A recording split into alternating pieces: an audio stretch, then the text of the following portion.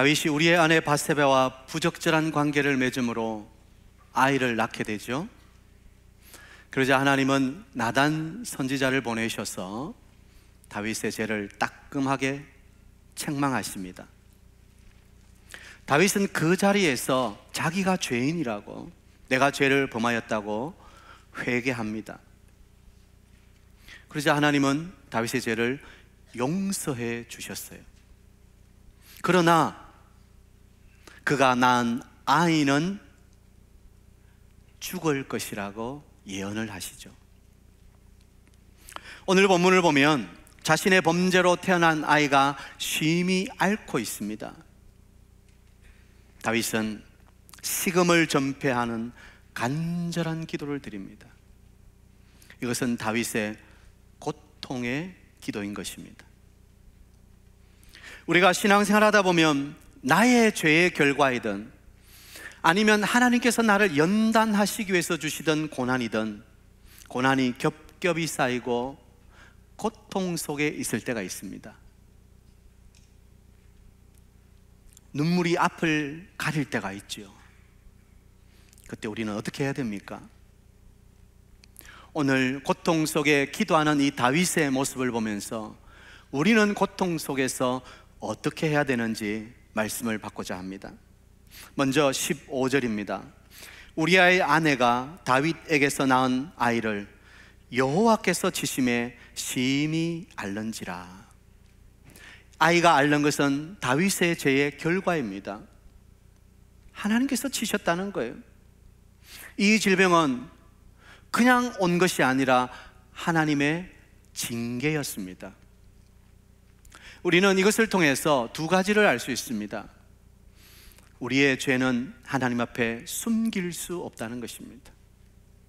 사람에게는 숨길 수 있어도 하나님께는 숨길 죄가 없는 거예요. 모든 게 다 드러나는 거예요. 하나님은 다 알고 계시는 거예요. 그리고 또 하나는 죄는 결과가 따라온다는 것입니다. 나단 선지자의 말에 다윗은 회개했습니다. 그러나 그 회개가 범죄의 결과까지 없애주지는 못했다는 것입니다. 우리는 이 본문을 통해서 죄의 결과가 얼마나 비참한지를 다시 한번 깨달아야 됩니다. 죄는 얼마나 무서운지요. 물론 우리가 당하는 모든 고난이 죄의 결과는 아닙니다. 모든 원인을 죄라고 하고, 또 이상한 교단에서는 모든 게 사단이 하는 것이라고, 감기 걸린 것도 사단이 주는 것이고, 내가 조금 삐끗한 것도 사단이 준 것이고, 모든 것을 그렇게 해석하는 것도 있죠. 그건 잘못된 것입니다. 그러나 어떤 고난은 우리의 범죄의 결과이며 하나님의 징계라는 사실을 분명히 알아야 됩니다. 혹시 여러분 어떤 고난 가운데 있습니까? 그 고난이 왜 왔는지 잘 원인을 추적해 보시기 바랍니다. 분명히 원인이 있을 거예요. 그것이 나의 허물이든 아니면 하나님이 나를 더욱 연단시키시기 위해 주시던 시험이든 우리는 그것을 잘 분별할 수 있는 지혜를 가져야 되는 것입니다. 자, 그러면 다윗은 이 고통 앞에 어떻게 합니까? 16절을 보면 다윗이 그 아이를 위하여 하나님께 간구하되 다윗이 금식하고 안에 들어가서 밤새도록 땅에 엎드렸으니. 다윗은 자신의 아이가 심히 앓고 있는 이 상황에서 금식하고 자기 방에 들어가 땅에 엎드려 부르짖어 기도하는 것입니다. 자기의 죄 때문에 자기의 아들이 죽어가고 있는 이 상황을 바라보는 아비의 심정은 그야말로 찢어지는 것이죠. 여러분, 부모님들 한번 대답해 보세요. 여러분이 아플 때가 마음이 힘들어요? 자식들이 아플 때가 힘들어요? 이때는 이제 어떤 대답을 해야 되는지 잘 아시겠죠? 부모라면 내 자식이 아파서 끙끙거리고 있을 때 내가 아픈 것보다도 훨씬 더 고통스러운 것이죠. 다윗은 아비된 마음으로 얼마나 고통스러웠겠습니까? 분명히 자기 죄의 결과인 것을 아는 것이죠. 그런데 하나님은 그 아이를 치시는 거예요. 다윗은 이 고통 가운데 하나님 앞에 긍휼을 구하며 부르짖는 것입니다. 시편은 다윗의 부르짖는 기도로 가득합니다. 시편 39편을 보면 여호와여 나의 기도를 들으시며 나의 부르짖음에 귀를 기울이소서. 내가 눈물 흘릴 때 잠잠하지 마옵소서. 다윗은 고통 앞에 어떤 태도를 보여줍니까? 그는 결과를 보면서 불평하거나 원망하는 것이 아니라 하나님 앞에 나아가 엎드린다는 것입니다. 많은 사람들이 어떤 힘든 고난의 상황 앞에서 이렇게 불평합니다. 아이, 재수 없게. 하필이면 왜 내게 이런 어려움이 닥치지? 왜 하필이면 나냐고.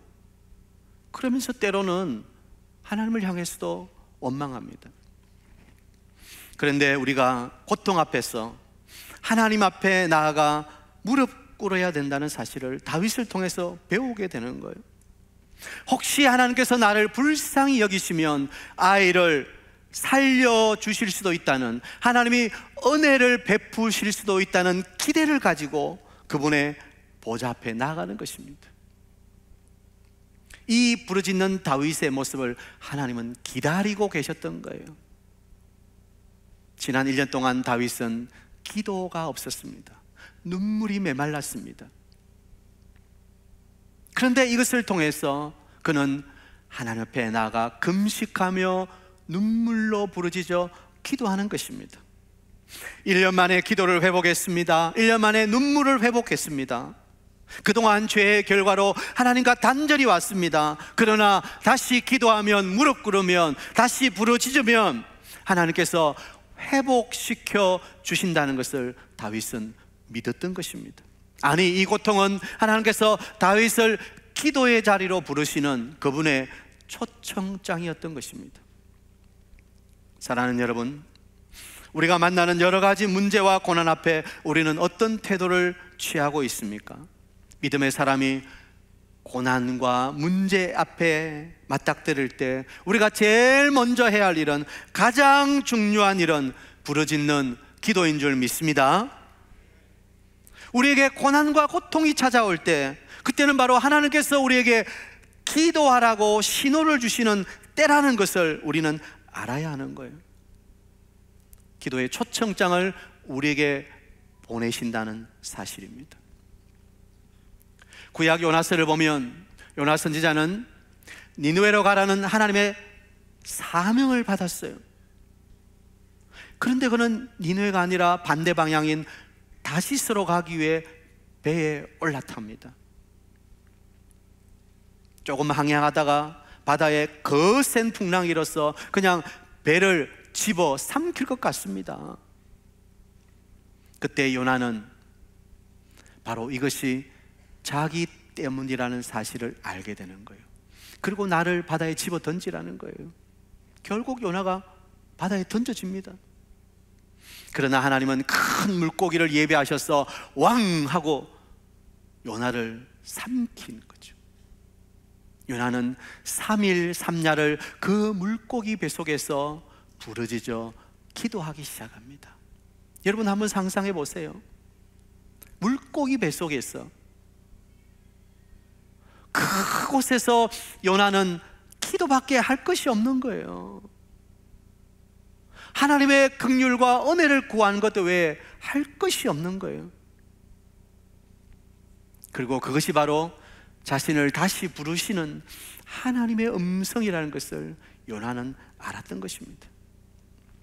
요나서 2장 2절을 보면 내가 받는 고난으로 말미암아 여호와께 불러 아뢰었더니 주께서 내게 대답하셨고 내가 서울의 뱃속에서 부르짖었더니 주께서 내 음성을 들으셨나이다. 물고기 뱃속 그 고통 속에 부르짖는 기도는 다시 하나님과 회복의 시작이었던 것입니다. 하나님은 고난을 통해서 우리를 기도의 학교로 초청하십니다. 여러분, 기도는 기도 세미나를 통해서 배울 수 있는 게 아니에요. 기도는 고난을 통해서 배우게 됩니다. 고난은 최고의 기도 학교입니다. 기도하고 싶어서 기도하는 것이 아니라 기도할 수밖에 없어서 기도하게 되는 것입니다. 고통 중에 드리는 기도는 간절합니다. 마음을 토해내며 부르짖는 기도가 진짜 기도입니다. 여러분, 혹시 고난 중에 계십니까? 그래서 고통할 수밖에 없습니까? 고통 속에서 기도를 배우시기 바랍니다. 왜냐하면 그 고통 속에 기도를 배운 사람은 축복의 사람이기 때문이에요. 하나님이 그 기도를 들으시기 때문에. 예레미야 33장 3절, 너는 내게 부르짖어라. 내가 내게 응답하겠고 내가 알지 못하는 크고 은밀한 일을 내게 보이리라. 우리는 비로소 고난을 통해서 하나님이 하시고자 하는 은밀한 계획을 깨닫게 되는 거예요. 평안할 때는 몰랐어요. 그러나 고통이 찾아올 때, 그때 부르짖어 기도할 때 비로소 나를 향한 하나님의 계획을 발견하게 되더라고요. 사랑하는 사이등교회 성도 여러분, 고통 속에서 부르짖어 기도하는 여러분 되시기를 축복합니다. 기도의 거장이라고 할 수 있는 E.M. 바운즈는 사람은 방법을 찾지만 하나님은 사람을 찾으신다, 그렇게 말했습니다.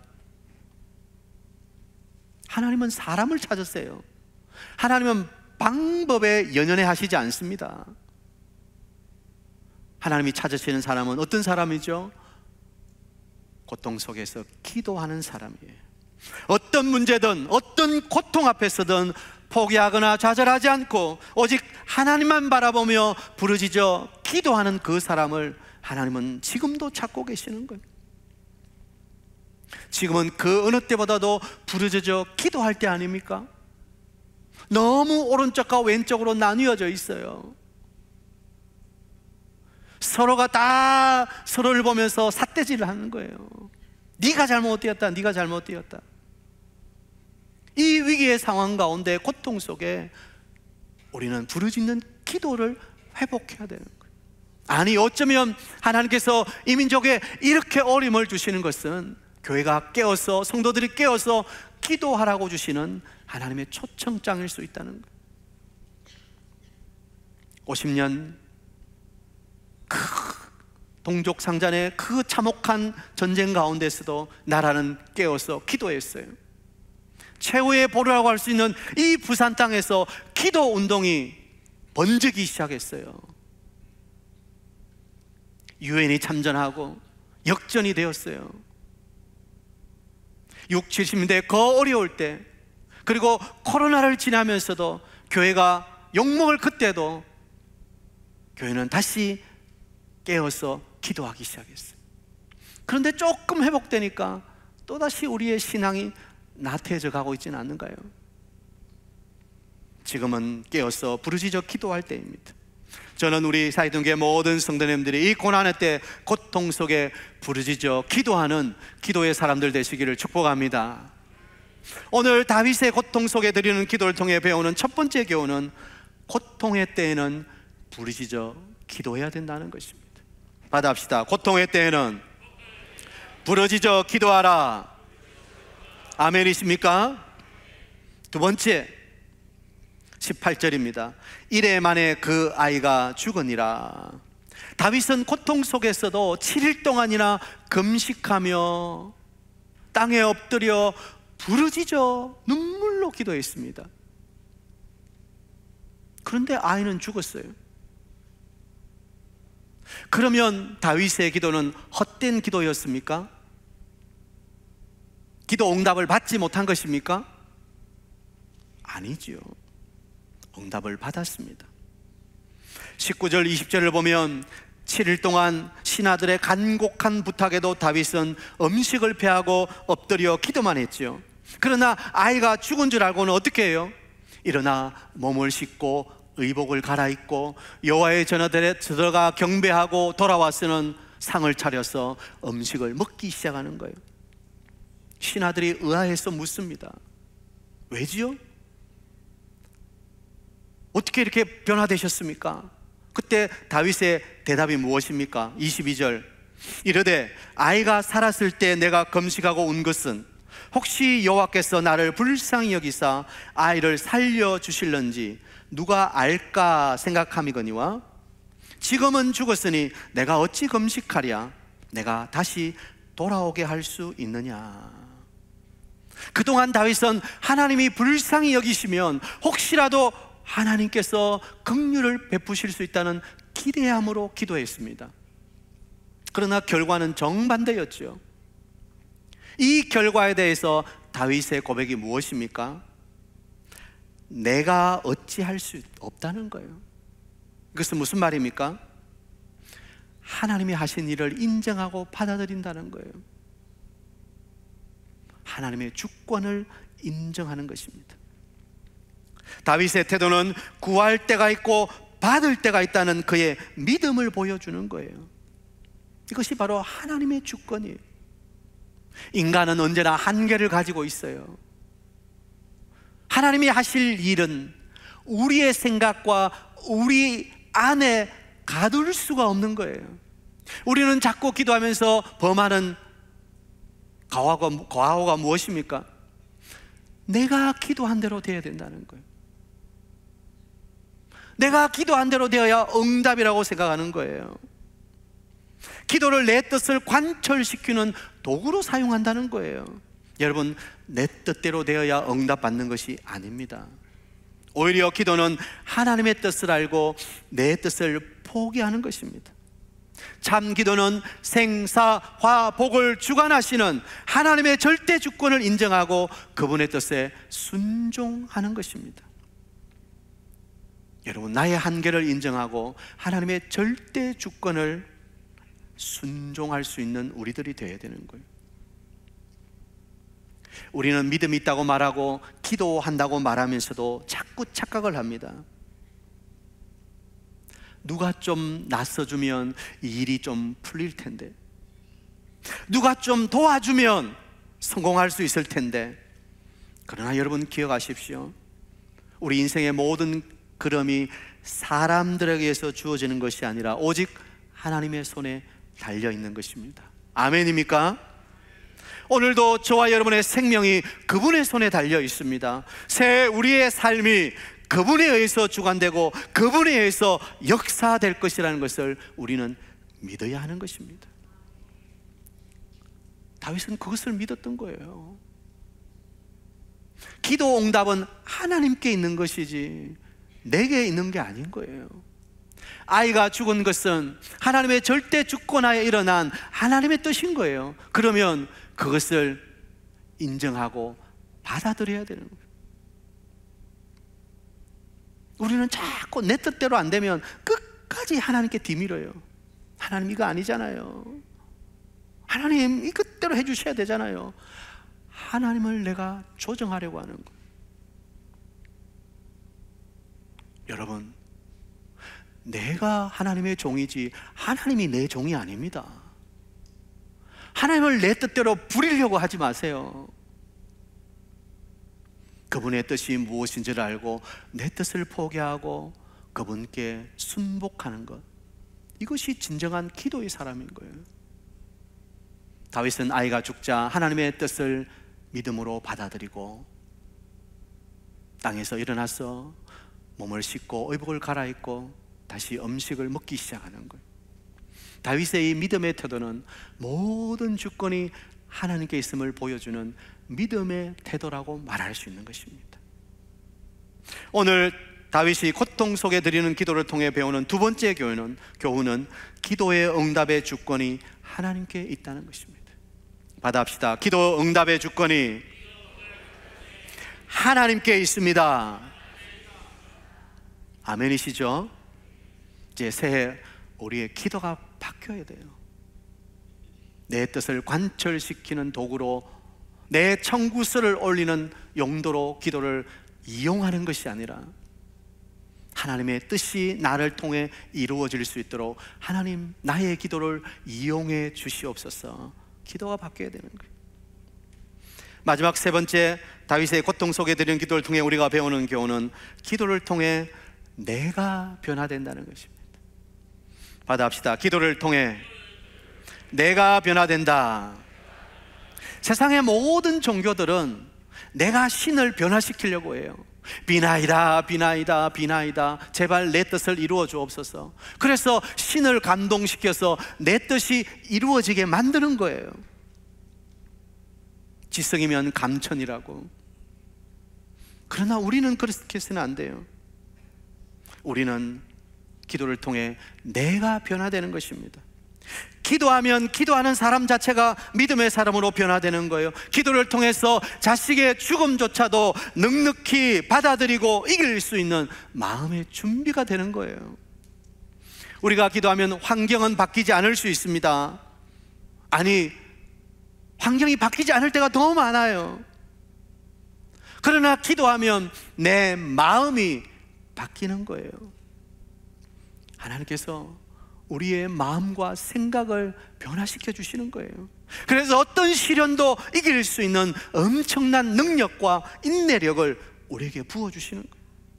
빌립보서 4장 6절 7절에 보면 아무것도 염려하지 말고 다만 모든 일에 기도와 간구로 너희 구할 것을 감사함으로 하나님께 아뢰라. 그리하면 모든 지각에 뛰어난 하나님의 평강이 그리스도 예수 안에서 너희 환경을 변화시키시리라. 그렇게 하지 않았어요. 너희 상황을 역전시키리라. 그렇게 말씀하지 않았어요. 너희 마음과 생각을 지키시리라. 할렐루야. 기도하면 하나님 주시는 평강이 우리의 마음에 충만히 임하여서 어떤 상황과 환경, 고난 앞에서도 두려워하지 아니하고 믿음으로 이길 수 있는 담력을 주시는 거예요. 세상에서는 너희가 환난을 당하나 담대하라, 내가 세상을 이기었노라 말씀하신 그 주님의 말씀이 비로소 내 안에 살아 역사하기 시작하는 것입니다. 라인홀더 니버라는 사람은 이런 말을 했어요. 제게 어쩔 수 없는 일들을 받아들이는 평온함을 주시고 제 스스로 변화시킬 수 있는 일들을 바꾸는 용기를 주시고 또 이를 구별하는 지혜를 주소서. 우리는 받아들이기도 힘들어요. 그리고 바꿀 용기도 없어요. 진짜 믿음의 사람은 하나님의 주권을 인정하고 그것을 받아들이는 거예요. 그리고 나를 변화시키는 거예요. 그리고 내게 주어진 삶에 최선을 다하는 거예요.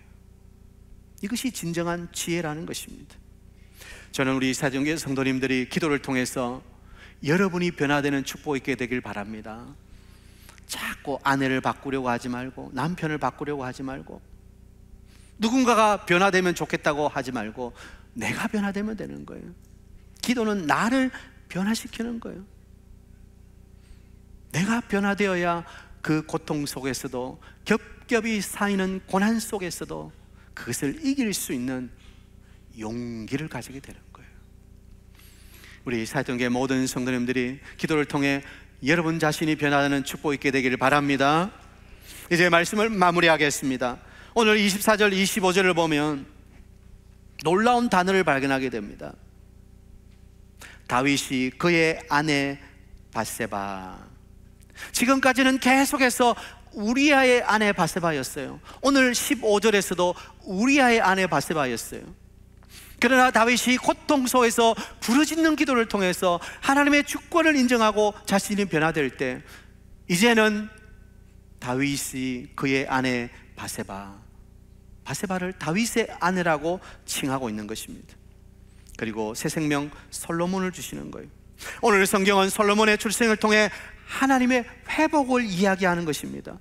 죄의 결과로 어둠이 찾아왔고 고통이 뒤따라왔습니다. 그러나 전심에 부르짖는 기도를 통해서 하나님과의 관계를 회복하자 그 고통과 상처에서 회복되더라는 것입니다. 여러분, 솔로몬 이름 뜻이 뭐죠? 샬롬, 평화라는 의미예요. 드디어 다윗에게 평화가 임하게 된 거예요. 이건 놀라운 하나님의 회복을 이야기하는 거예요. 그리고 하나님은 나단 선지자를 보내셔서 그 이름을 여디디아라, 하나님께서 사랑하신다는 거예요. 여러분, 이것이 복음인 거예요. 죄로 말미암아 소망 없던 우리들에게 예수님의 사랑으로 하나님의 긍휼이 부어졌습니다. 우리는 십자가로 말미암아 하나님과 화목하게 되었고 하나님의 자녀의 권세를 회복하게 되었습니다. 이제 우리의 삶에도 평화, 샬롬이 임하게 된 거예요. 죄로 얼룩지고 불평과 원망으로 가득했던 우리의 마음속에 우리 주 예수 그리스도가 주시는 그 은혜로 말미암아 그 모든 어둠은 물러가고 불평과 원망이 떠나가고 모든 결과와 환경에 대해서도 아멘으로 믿음으로 받을 수 있는 참된 평화, 샬롬이 우리 안에 임하게 되었다는 거예요. 그래서 믿음의 사람은 어떤 환경 속에서도 불평, 원망하지 않는 거예요. 그 환경을 저주하지 않는 거예요. 조상 탓하지 않는 거예요. 누구 탓하지 않는 거예요. 그것은 하나님이 내게 주신 것이고 하나님은 그것을 통해서 나를 더욱 회복의 길로 이끄시고 마침내 우리는 여호와 샬롬을 노래할 수 있는 것입니다. 저는 오늘 여러분의 마음 깊은 곳에 내가 너를 사랑한다, 주님의 음성이 들려지게 되길 바랍니다. 여디디야, 여디디야. 하나님께서 사랑하셨다는 것입니다. 이 한 해 우리가 달려가면서 놓치지 말아야 될 것은 하나님이 우리를 사랑하신다는 거예요. 그래서 어떤 고난 속에서도 고통 속에서도 우리는 부르짖어 기도할 수 있고 그 기도 속에 하나님이 하시는 하나님의 역사를 우리는 체험할 수 있고 내 인생의 참된 주인이 하나님이심을 고백할 수 있게 될 것입니다. 그리고 내가 변화되는 은혜가 반드시 임하게 될 것입니다. 우리 사이동교회 모든 성도님들이 올 한 해 부르짖는 기도를 통해서 하나님과 화목하시고 더 놀라운 은총의 삶을 살아가시는 축복이 여러분의 삶에 넘치게 되길 바랍니다.